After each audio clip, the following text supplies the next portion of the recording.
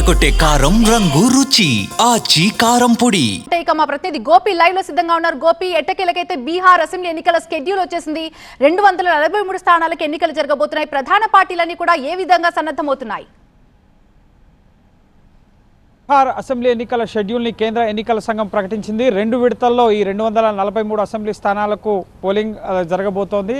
November 6వ తేదీన తొలి విడతలో 121 అసెంబ్లీ స్థానాలకు, నవంబర్ 11వ తేదీన మరో 122 స్థానాలకు పోలింగ్ జరుగుతుంది. నవంబర్ 14న ఫలితాలు వెల్లడవుతాయి. ఇప్పటికే ఎన్నికల హీట్ గడిచిన 6 నెలలుగా కూడా పీక్ స్టేజ్లో ఉంది.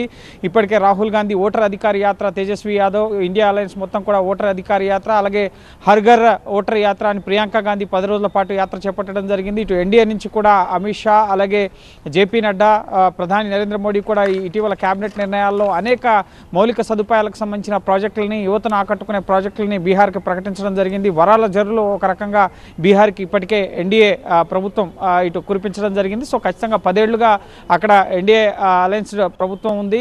నితీష్ కుమార్ని గద్దె దించాలని చెప్పి అక్కడ ఇండియా అలయన్స్ విస్తృతంగా పనిచేస్తున్న పరిస్థితి. కాంగ్రెస్ నేతృత్వంలో Rahul Gandhi, Tejashwi Yadav, India CPM, CPI పార్టీలు కలిసి అక్కడ ఈ ఎన్నికల బరిలో నిలవబోతున్నాయి.